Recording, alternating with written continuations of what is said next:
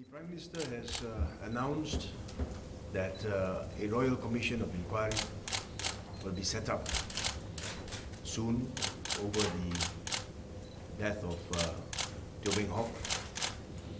And I think if you look at the details provided by the Right Honourable Prime Minister, it says, and I read as follows: pihak kerajaan akan meneruskan keputusan yang telah pun dibuat sebagaimana yang telah dinyatakan pada 17 Julai 2009 untuk mewujudkan satu Suruhanjaya Diraja dengan terma-terma khusus untuk meneliti dan mengkaji peraturan berkaitan soal siasat yang digunapakai SPR Malaysia dan untuk menentukan sama ada berlaku percabulan hak asasi semasa proses soal siasat terhadap mendiang Teoh Beng Hock.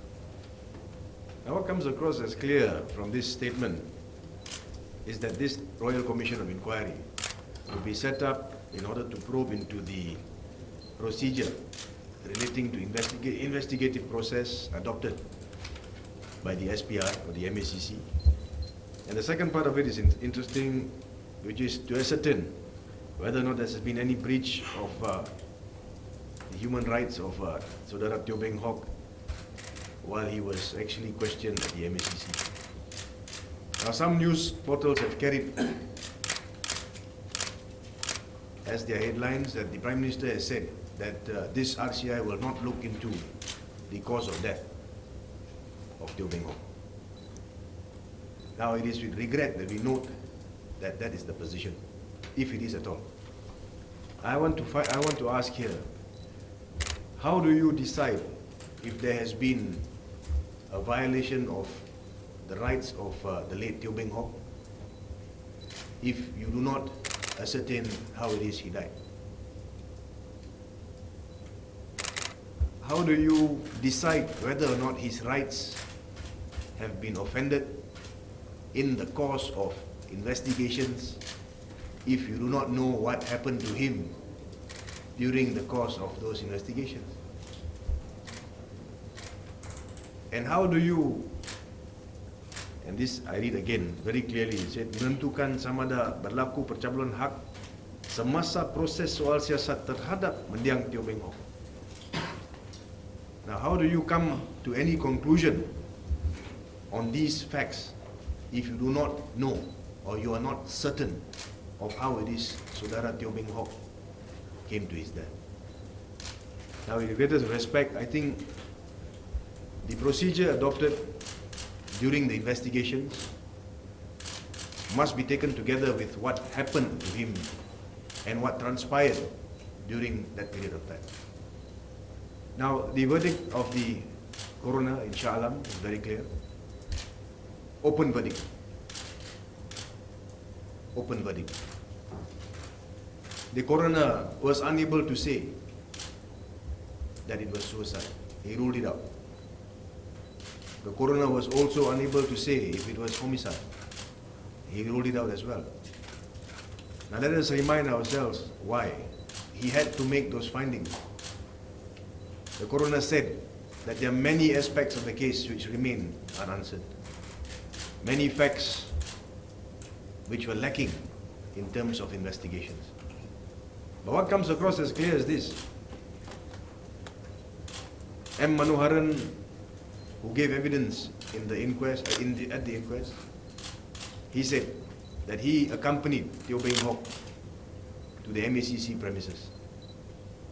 He also said, and this was not challenged, that just before Teoh Beng Hock went into the offices of the MACC, he had occasion to have a good look at Teoh Beng Hock. In particular at Teoh Beng Hock's face and also his neck. And Manoharan saw no injuries at the neck region of Teoh Beng Hock. When the inquest started,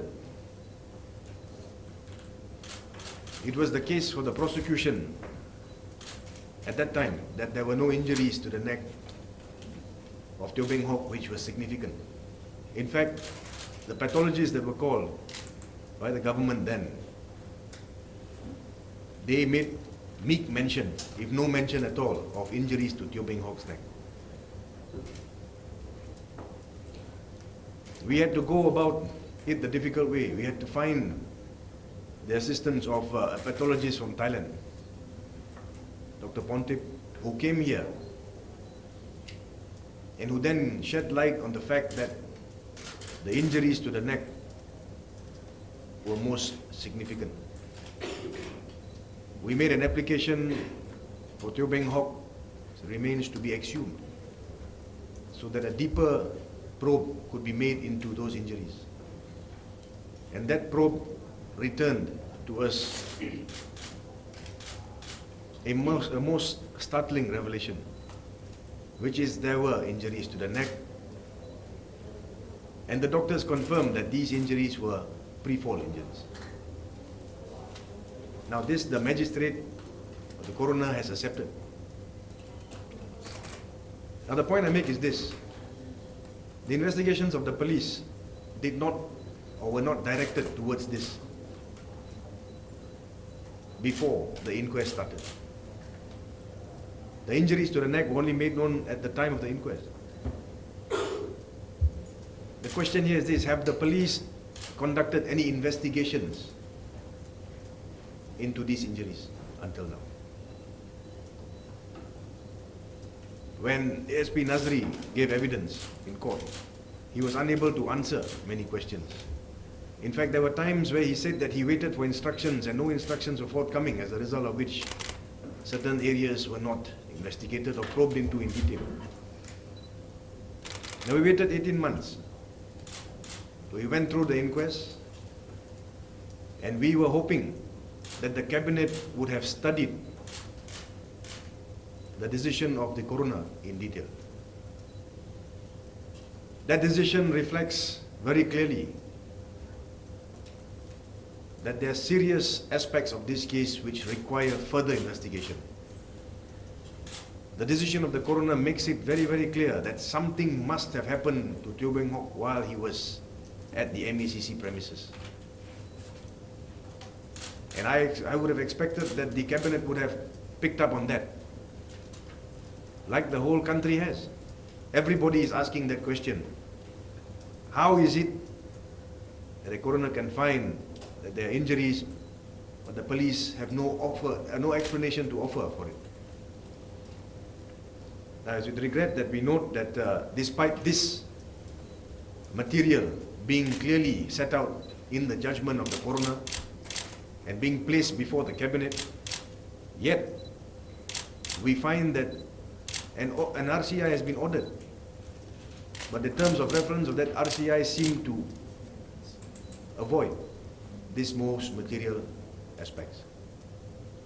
We want answers. We want to know what happened to Teoh Beng Hock. We want to know how it is these injuries came about, and we want to know who is responsible for it. Now, there's no point having a Royal Commission of Inquiry that is only going to look into procedure. There's no point having a Royal Commission of Inquiry that is going to look at procedure without knowing what exactly took place while Teoh Beng Hock was at the MACC premises. It will be an exercise in futility. It would be a complete waste of public funds, and it would be, again, a severe burden on the family for them to have to go through the entire process again. We are disappointed. If you look at the press statement by the Right Honourable Prime Minister, it does not say, and I repeat, it does not say that the RCI will not look into the cause of death of Teoh Beng Hock. I hope the Prime Minister will clarify this. I hope that he will shed some light as to whether or not this RCI will also look into those aspects. As I said earlier, the one must go with the other in order to decide whether the procedures that were used offended any law. In order to decide if Teoh Beng Hock's rights were offended in any way, we must know first what exactly happened to Teoh Beng Hock. If you do not know what happened to him, if you do not know what kind of conditions he was subject to, if you do not know what kind of injuries were inflicted upon him, why and by whom and for what purpose, then you will not be in a position to say if the investigative procedures used in his case were lawful. You will not be in a position to ask if there needs to be a change to any laws which relate to those investigative procedures exist. So that is insofar as the Royal Commission of Inquiry is concerned. I call upon the government, call upon the cabinet in particular to extend the scope of reference of the RCI. I call upon the cabinet to consider very seriously resolving the doubt which has now been created by the open verdict of the coroner after the inquest. Kami rasa sangat kecewa dengan pengumuman penubuhan RCI hanya menyiasat prosedur MACC. Ini bukan RCI yang kita minta. Kita mahu tahu jawapan kenapa Beng Hock mati dalam MACC. Inquest tak ada jawapan. Inquest sudah memutuskan Beng Hock, leher Beng Hock ada cedera sebelum dia jatuh dari MACC building. Siapa yang harus bertanggungjawab kepada cederanya? Beng Hock masuk dengan keadaan yang sihat, tiada luka. Siapa kena bertanggungjawab atas cedera luka dalam badannya?